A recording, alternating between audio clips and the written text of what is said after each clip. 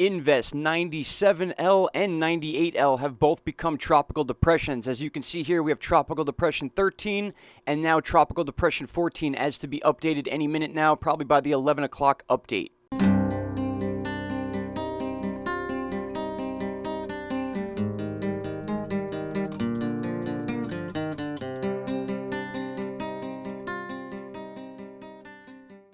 Good morning, everybody. August 20th, 10:49 a.m. We're actually in the a.m. hours right now with an update.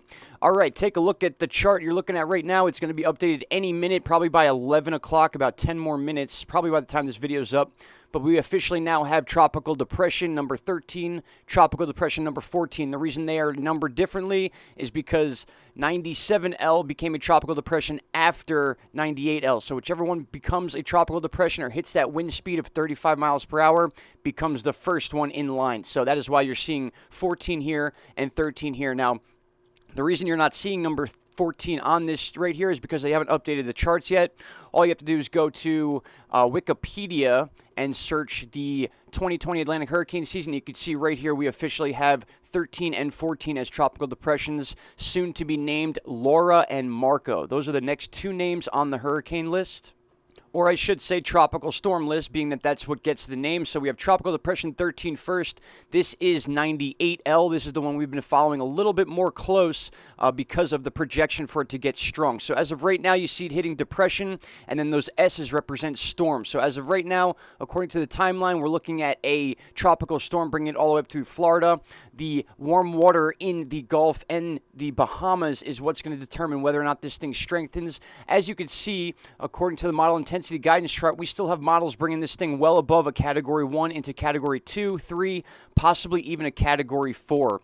These are what the models say. This is not my information. This is what the National Hurricane Center has put out.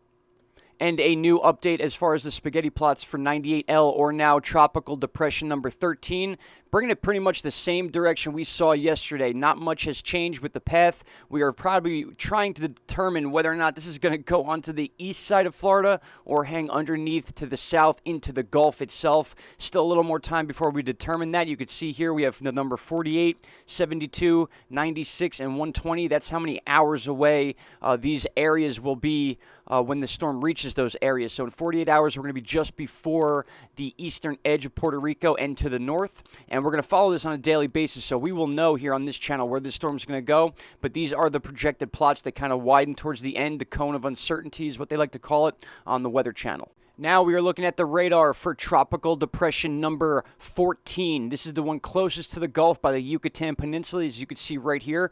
We are waiting to see if this has any land interaction. You can see these storms really billowing and burrowing up through the middle of this storm, showing a decent amount of intensification, I guess you could say. We're seeing a lot more storms than we saw at this time yesterday.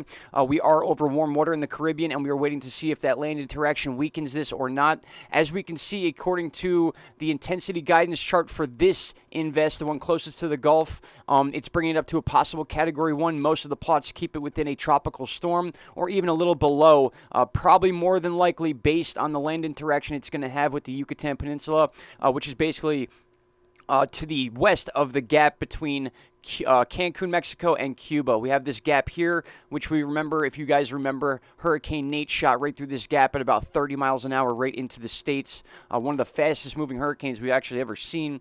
But according to the plots here, we can see this does want to clip the land and then move into the Gulf. The issue is once it does get into the Gulf, it has enough formation. It could easily reform again, and that is why they're keeping that possibility of a Category 1 storm on the table and not totally dismissing it. And finally, if we take a look at the updated GFS model, not much has changed since yesterday. We can see Invest 98L, which is now Tropical Depression 13, the one we're really focusing on right now, coming right across above Puerto Rico, Dominican Republic, and Cuba, clipping the Bahamas and also clipping South Florida, and then moving its way in towards the Panhandle, as we can see here, as early as Monday. So over this weekend is going to be a very important time for us to follow these storms and to find out exactly what's going to happen in the Gulf, and or if this storm's going to stay on the east side of Florida or move in towards the west. All right, my friends, I will have another update around 5 o'clock to give you some more information on these invests and whether we've had any strengthening or path changes. And just take a look at the 2020 Atlantic Hurricane Season Wikipedia page. We are already to Laura and Marco, L and M, and possibly even N, which will be Nana, by the end of August. This is unbelievable to see this many names go this quick in the season. The last time we've been through this many names, I believe, was 2005, and there was 1 or 2 years we actually used all the names and had to go to the Greek alphabet. All right, my friends, thank you for being here. I will talk to you all very soon. Shout out to Canada.